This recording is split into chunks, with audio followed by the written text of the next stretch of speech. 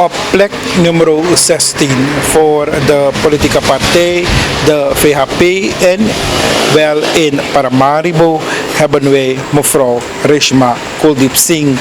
Mocht zij gekozen worden, dan wil zij zich namelijk inzetten voor het onderwijsbeleid voor wat dat betreft, curriculum en beurzen.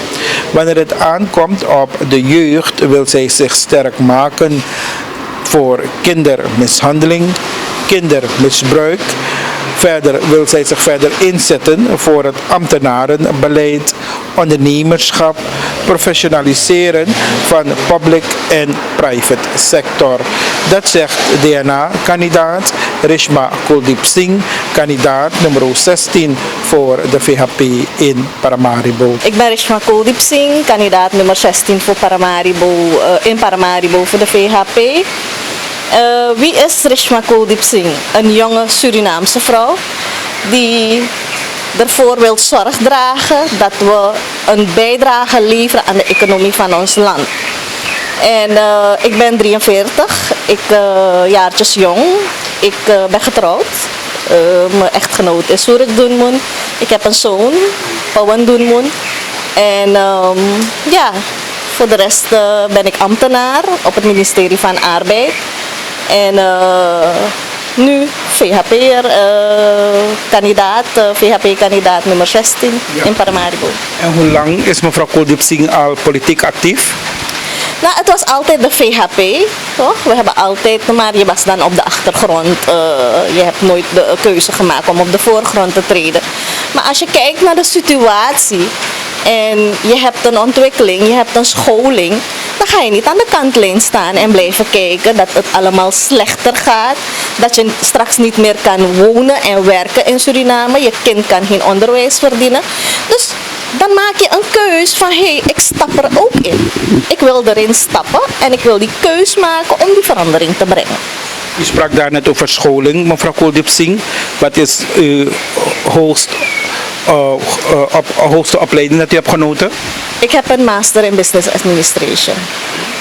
En u zegt, u bent er altijd geweest daar voor de VHP. Maar waarom heeft u in feite gekozen voor de VHP? Er zijn zoveel andere politieke partijen, maar waarom specifiek voor de VHP? Ik kan me helemaal terugvinden in de VHP.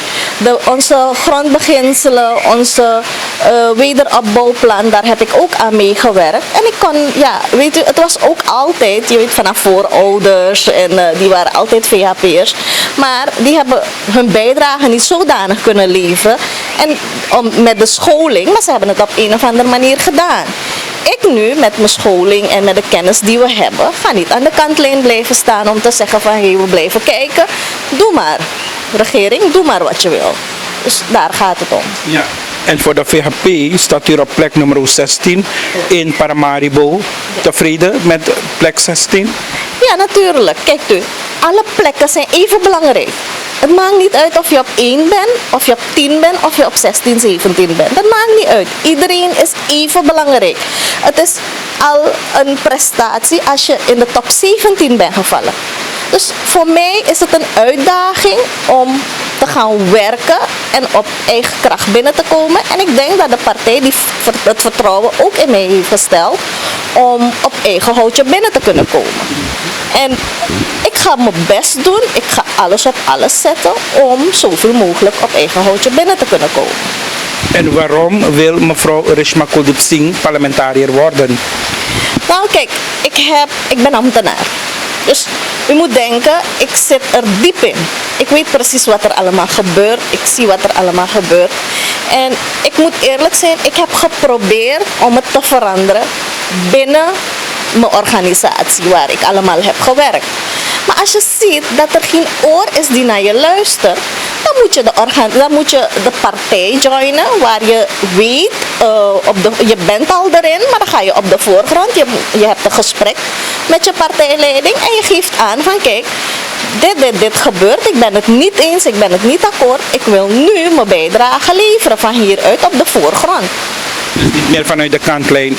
Nee, ik heb nooit aan de kantlijn gestaan, maar ik heb geprobeerd om het binnen de organisaties te veranderen waar ik ben. Ik bedoel, je werkt ergens ook al is het een tegenpartij, bij je werkomgeving moet je niet werken met een partijkleur of iets dergelijks. Maar dat gebeurt nu gewoon. Weet je bent niet van hier, dus je hoort hier niet thuis. Dat gebeurt.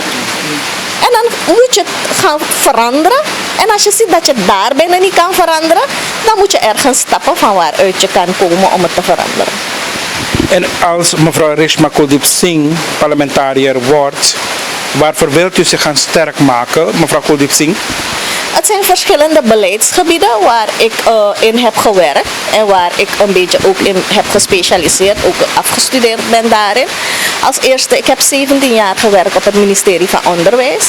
En daar heb ik ook gezien van hoe achteruit we gaan in ons onderwijs. Het begint niet bij hoger onderwijs, het begint bij basisonderwijs. En we moeten, dan praat ik niet over mooie scholen bouwen of iets dergelijks. Dat staat ook in onze beleidsgebieden. Maar we weten dat we nu de economie moeten gaan stabiliseren. Maar wat we ook als eerst moeten gaan aanpakken is beleid bij het ministerie van Onderwijs bijvoorbeeld, curriculum. En we moeten gaan kijken. En ik heb bijvoorbeeld jarenlang de studiebeurzen gedaan naar het buitenland.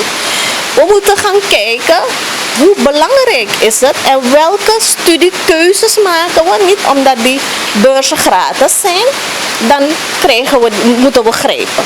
Begrijpt u? Kijk wat je nodig hebt voor je land en kijk welk land hun onderwijs voldoet aan internationale standaarden. Dus daar gaat het bij mij om. Daar wil ik beleid op gaan maken. En dan mijn tweede is dan de jeugd. En met de jeugd bedoel ik dan, er is een hele grote ministerie van sport en jeugdzaken. Deze regering heeft, het was bij onderwijs, ze hebben het gemaakt tot een ministerie. Maar wat doet het ministerie? Toch, lintjes klimpen bij sportvelden, nieuwe sportvelden aanleggen. Dat hoort er allemaal bij. Maar dat is niet het enige wat je doet. Je gaat moeten werken aan als u kranten openmaakt, als u social media openmaakt. Kindermishandeling, kindermisbruik in Suriname. Er is geen voorlichting daarop. En laten we even eerlijk zijn. Wij ouders, Surinaamse ouders, praten heel weinig met onze kinderen. En daar moet er beleid op komen. Kijk, als er iemand het oppakt, het ministerie bijvoorbeeld pakt het op en je maakt korte filmpjes met voorlichting over mishandeling, over misbruik, over drugsgebruik, alcoholgebruik, sigaret, dan is het, die kinderen zien het. Toch? En je laat het door jongeren filmen. Zo komen jongeren ook, hebben ze ook talent. Je kan hun talent stimuleren. Je maakt er een filmpje van. Je draait het af op social media, op tv en dat soort dingen. En dan zien, laat doen. Dus als die kinderen zien van dit zijn de nadelen ervan, dan gaan ze het ook onthouden en ze gaan daarmee verder opgroeien. Begrijpt u? Dus dat zijn bepaalde dingen dat ik zeker wil gaan oppakken. En wat nog meer? Dan heb ik het ambtenarenbeleid. Vaak genoeg worden ambtenaren vanuit een oogpunt bekeken dat ze werken niet. Maar waarom werkt die ambtenaar niet? Of kan die ambtenaar zijn werk doen? Begrijpt u? Ik ga u zeggen, wij zijn het enige land waar wij als ambtenaren het ministerie accommoderen. Je brengt je eigen pen, je brengt je eigen toiletpapier, je brengt je eigen laptop, je brengt je eigen thee, je brengt je eigen water, je brengt je eigen pen, papier, alles breng je. Is het enige land, ik ga u zeggen en ik mag het zeggen hier. En ik zeg het ook trots, ik heb al 10 jaren met mijn eigen laptop gewerkt. Dat mijn laptop is kapot gegaan, ik heb het gemaakt en ik ging door. Dus we nemen die ambtenaren kwalijk. En de mensen, die ambtenaren die samen met mij hebben gewerkt of die in de periode zijn gegaan waar ik in dienst ben gegaan, die weten waar ik over praat. En ik ben niet vanaf vandaag in dienst. Ik ben al 23 jaar in dienst bij de overheid. En ik heb een tijd gehad waar ik een laptop heb gehad van de overheid om mijn werk te doen. En dat was tijdens de frontregering. Was het kapot? Vanaf 2010 heb ik die ondergang gezien en die rancune meegemaakt bij de overheid. Dus we moeten de ambtenaren niet kwalijk nemen. Ze kunnen hun werk niet naar behoren doen. En als je 's morgens elke dag denkt, oké, ik moet mijn werkgever accommoderen. Wie gaat dan prettig aan het werk? Begrijpt u?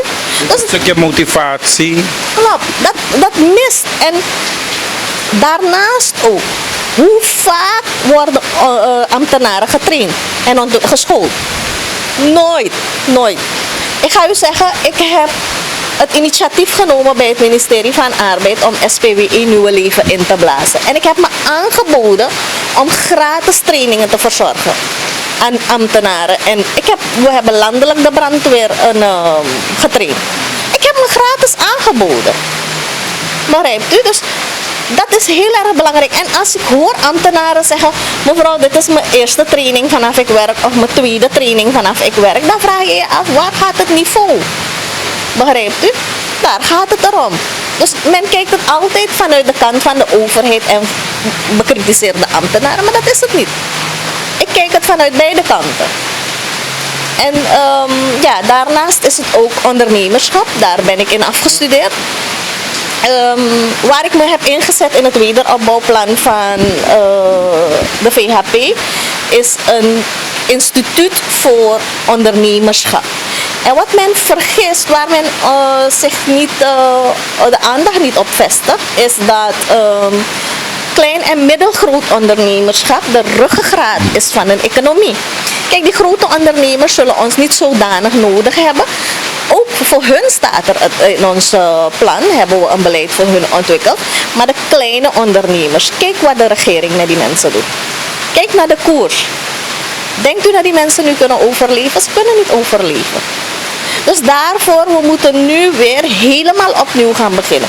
En dat instituut dat we hebben geschreven voor ondernemerschap en industrialisatie, dat gaat ervoor zorgen dat die ondernemer helemaal geregistreerd is en wordt begeleid van nul, totdat hij zelfs als hij een lening heeft genomen, wordt hij begeleid om zijn lening te kunnen aflossen. En dan heb ik ook nog een ander plan geschreven en dat is het professionaliseren van public en private sector. Als u kijkt in bedrijven, hoe onprofessioneel er wordt gewerkt, organisaties. Kijkt u naar de overheid, ik wil niet verder gaan. Waarom gebeuren al deze dingen? Omdat er onprofessioneel wordt gewerkt. Er zijn geen beleidsplannen, er is geen plan van aanpak, hoe wij iets aanpakken, waar we beginnen, waar we eindigen. Willen we verandering aanbrengen, weten we niet eens waar we moeten beginnen en waar we moeten eindigen. Niks staat op papier. We staan 's morgens op, vandaag gaan we dit doen. Er is structuur dus. Precies, er wordt 100 keer vergaderd, maar je komt er nergens mee, want er staat niks op papier, er is geen beleid erop. Dus zo gaan we ook heel veel professionalisering brengen, zowel public en private sector. Er gaan regels en wetten moeten komen daarvoor. Duidelijk, mevrouw Kuldipsingh. Als u parlementariër wordt, of u bent parlementariër geworden, mevrouw Kuldipsingh, weet u ook dat er in die gemeenschap heel veel kritiek is op parlementariërs. En een van de veel gehoorde kritieken is dat parlementariërs voor het werk dat ze verrichten toch wel een riante schadeloosstelling krijgen. Wat zegt u hierop? Nou kijk, ik ben nog geen parlementariër. Ik heb me eerlijk gezegd niet eens op het salaris van de parlementariër gefocust. Weet u, ik heb nog nooit aan iemand gevraagd van hoeveel verdien je of iets dergelijks. Dat is even niet interessant voor mij. Voor mij is belangrijk dat wij de verkiezingen moeten winnen en moeten beginnen Suriname op te bouwen. Als ik echt om salaris of geld of iets dergelijks was, ga ik u eerlijk zeggen, had ik me ook niet gratis aangeboden aan mijn ministerie om trainingen te verzorgen of iets dergelijks. Daar gaat het helemaal niet om.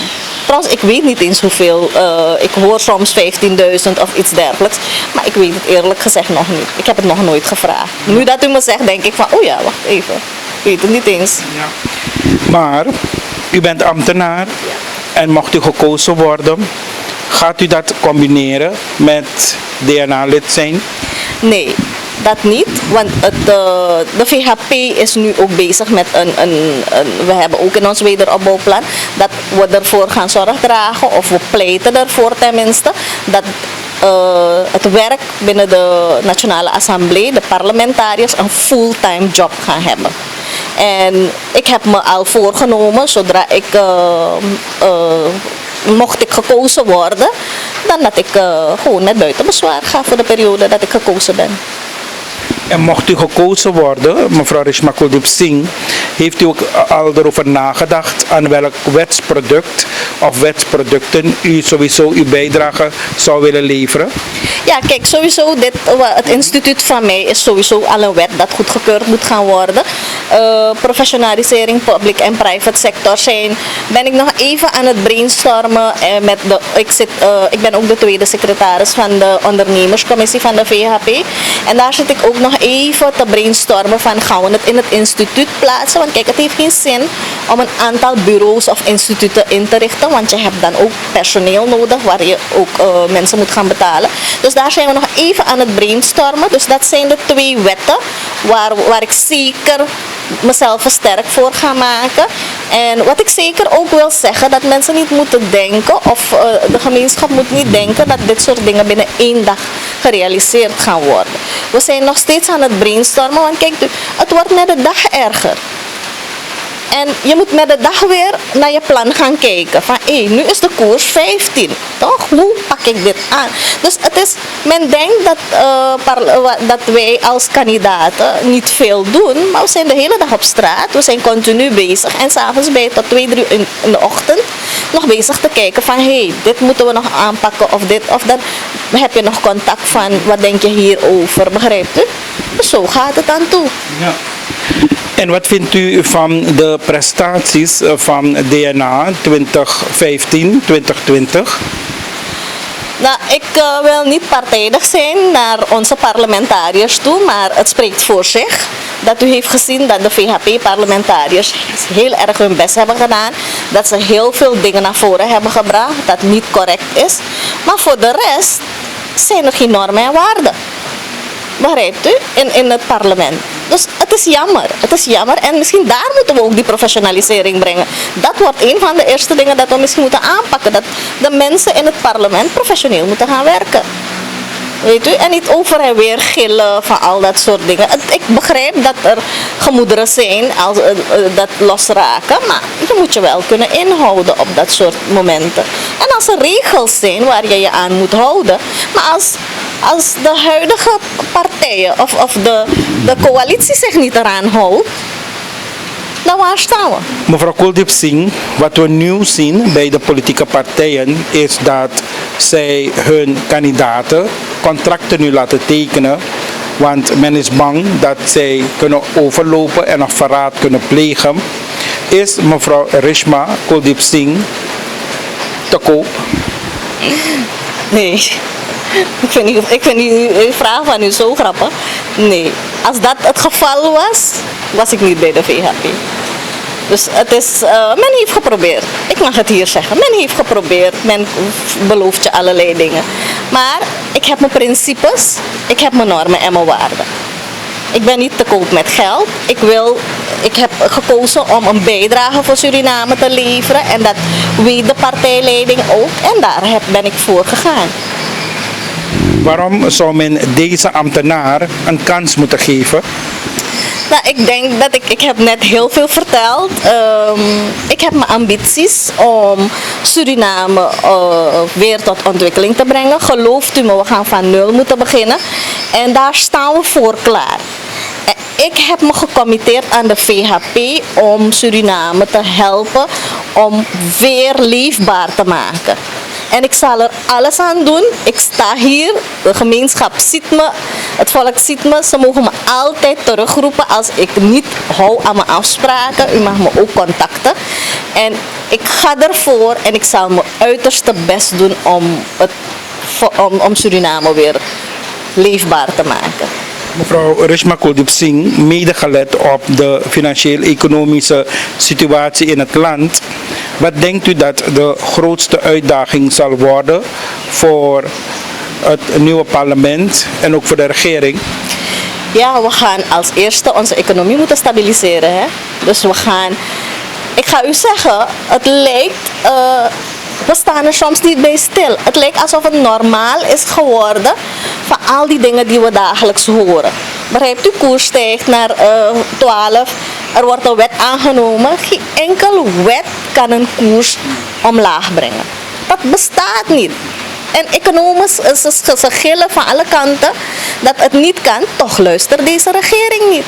En dan vraag ik me af, wat is je ontwikkeling als je met een wet denkt die koers omlaag te brengen? Dat kan niet. En ik ga u zeggen, wij van de VHP zijn erop voorbereid op het ergste wanneer we 25 mei overnemen. Want dit is niet die show wat ze laten zien. Het is veel erger. En we gaan van nul moeten beginnen om uit die dal te komen. Dus dan gaan we zien waar we zijn beland. Waar we in werkelijkheid zijn beland. En dat is het ergste wat er gaat gebeuren. Welke boodschap heeft mevrouw Rishma Kuldipsingh, plek nummer 16 op de lijst van de VHP in Paramaribo, voor de first voters en de zwevende kiezers? Ik wil aan de jongeren vooral, dus de first voters en de second voters, wil ik echt de nadruk op leggen. U gaat worden omgekocht. Met een telefoon, met een laptop, dat paars eruit ziet. Maar ga één ding zeggen. En ze gaan u dwingen om te stemmen. Wat u niet moet doen is dat u erin trapt. Bewust. Ga bewust ervoor stemmen. Als u een gesprek wil met onze DNA-kandidaten, dat kan. Ik sta er open voor. En ik denk dat allemaal er open voor staan om je op te vangen, om een gesprek te hebben en te begeleiden naar 25 mei. Wat je zeker niet moet doen is omgekocht worden met een paarse laptop of een telefoon of iets dergelijks. Want wat er gaat gebeuren, je gaat het nu accepteren en na 25 mei kan je het nooit meer kopen. Als het kapot gaat, kan je het ook niet meer kopen. Kan je het ook niet meer maken. Want dan zijn we zo gedegradeerd wanneer deze mensen terugkomen, dat je niks meer gaat kunnen aanschaffen voor jezelf. Ons onderwijs gaat kapot. Je gaat geen scholing meer hebben. Dus er wordt zoveel kapot gemaakt. Dus wees bewust. Stem voor jezelf. Stem voor je toekomst. Om het zodanig te ontwikkelen dat jij morgen op de plek kan staan waar ik vandaag sta.